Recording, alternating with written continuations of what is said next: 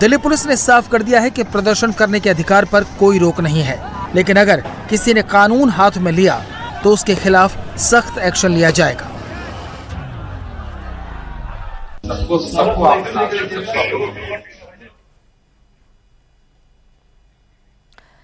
CJP की protest में police पर पथराव, गाड़ियों में तोड़फोड़ और हिंसा को लेकर दिल्ली पुलिस ने अब एक्शन लेना शुरू कर दिया है।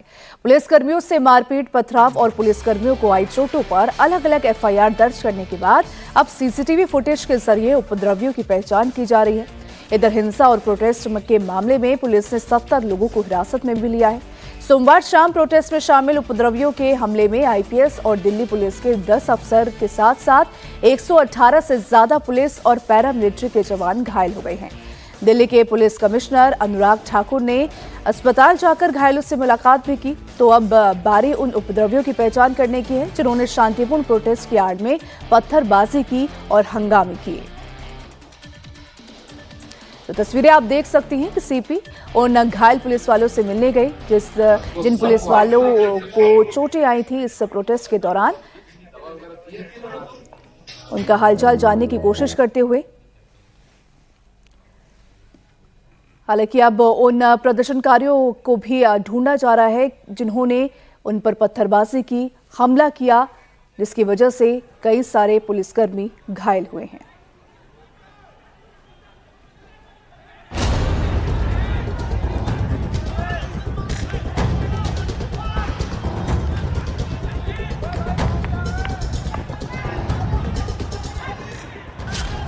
पुलिस पर पथराव करती हिंसक भीड़।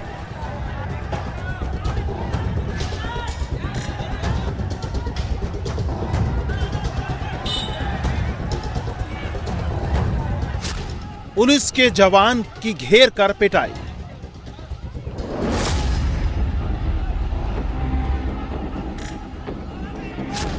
दिल्ली पुलिस की वैन में तोड़फोड़।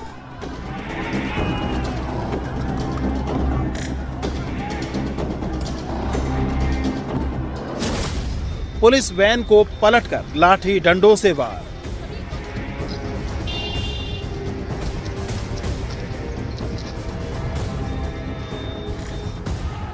दिल्ली में सीजेपी के प्रोटेस्ट के दौरान प्रदर्शनकारियों की आड़ में पुलिस को चुन चुन कर निशाना बनाया गया।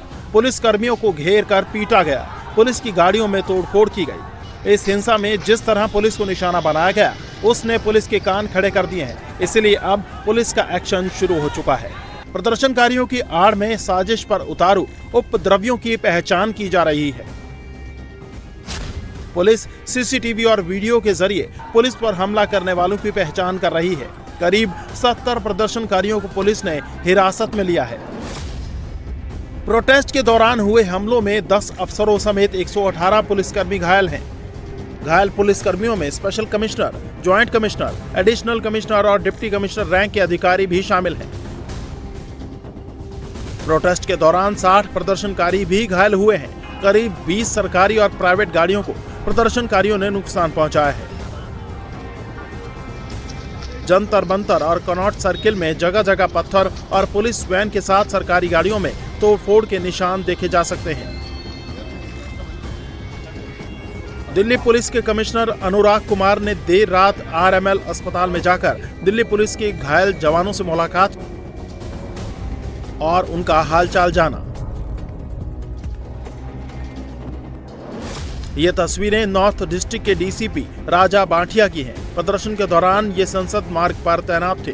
प्रोटेस्ट के दौरान इन पर हमला हुआ, ये हालत हुई।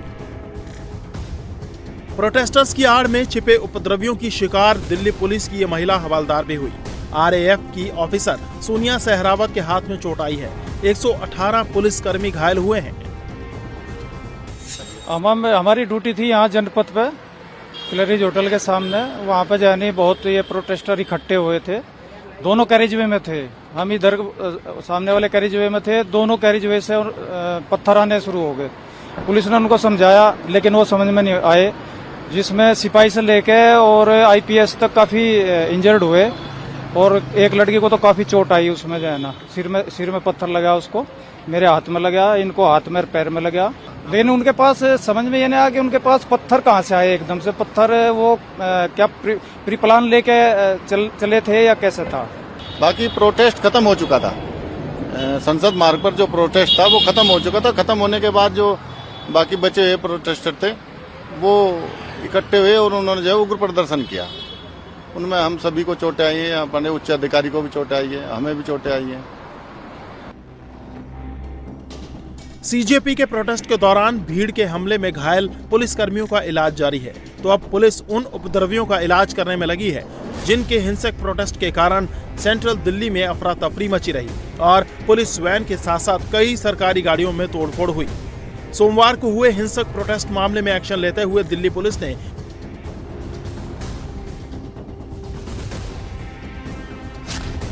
कई एफआईआर दर्ज की हैं, जिनमें पुलिसकर्मियों से मारपीट, पथराव और पुलिसकर्मियों को आई चोटों के मामले दर्ज हैं। अलग अलग घटनाओं और शिकायतों के आधार पर अलग अलग एफआईआर दर्ज की गई हैं।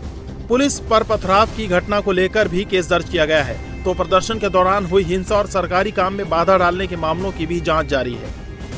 अनलॉफुल असेंबली जिसको डील किया गया, कुछ स्टोन पेल्टिंग के इंसिडेंट्स हुए हैं, कुछ प्रोटेस्टर्स को दिल्ली पुलिस ने डिटेन भी किया। अप्रोप्रिएट एक्शन लिया जा रहा है।